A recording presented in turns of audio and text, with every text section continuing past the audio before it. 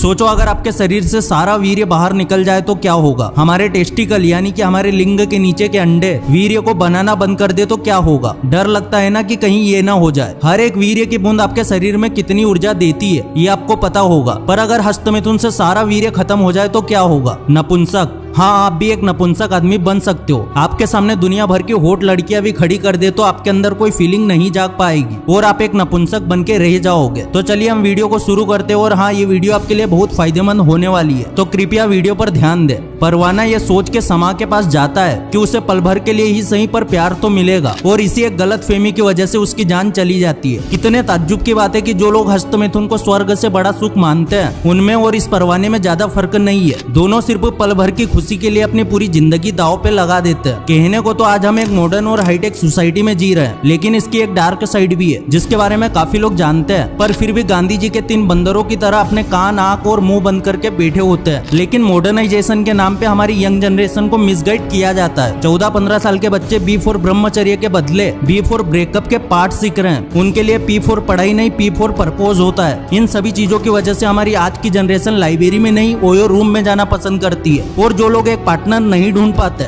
उनके लिए बस एक ही रास्ता बचता है, पोर्न एंड मैस्टरबेशन। हाँ, ये बात सही है कि कई लोगों को सच्चा प्यार भी होता है, लेकिन आज के हमारे इस मॉडर्न जमाने में ज्यादातर लोग सिर्फ अपनी हवस की प्यास मिटाने के लिए सिर्फ एक पार्टनर ढूंढते हैं। और जिन लोगों को कोई पार्टनर नहीं मिलता वो अपना हाथ जिंदाबाद के नारे लगाते हैं। देखिए, सेक्स को जानने और सीखने की चाह में शुरू किया गया हस्तमिथुन कब एक लत बन जाता है इसका पता किसी को नहीं लगता। और जब तक हमारी यंग जनरेशन ये समझ पाती है कि वीर्य क्या है, तब तक वो अपना बहुत सारा वीर्य गंदे नाले में बहा चुके होते हैं। लेकिन कभी ये सोचा है कि अगर शरीर से सारा वीर्य खाली हो जाए तो उसका परिणाम कितना खतरनाक हो सकता है। वीर्य को हमारे ग्रंथों में वज्र भी कहा जाता है। ये शरीर को मजबूत और वज्र की तरह शक्तिशाली बनाता है। जो कोई बॉडी बिल्डिंग करना चाहता है या फिर एक प्रोफेशनल बॉडी बिल्डर बनना चाहता है उसके लिए वीर्य बचाना बहुत जरूरी होता है, क्योंकि वीर्य ही एक मजबूत शरीर का आधार होता है। अगर आपको बॉडी बिल्डिंग करनी है और इसके लिए आप जिम ज्वाइन करें तो आपका ट्रेनर आपको ये जरूर सलाह देगा कि अगर बॉडी बनानी है तो सबसे पहले गलत चीजों से दूर रहो। जो लोग पहली बार जवानी में कदम रखते हैं उनके लिए पोर्नो और मैस्टरबेशन संसार का सबसे बड़ा सुख होता है। वो बस कोई गंदी फिल्म देखते हैं और फिर शुरू हो जाते हैं। उन्हें लगता है कि बस यही जिंदगी है, ना कोई पार्टनर ढूंढने की झंझट, ना प्रोटेक्शन का खर्चा, ना बीमारी का खतरा।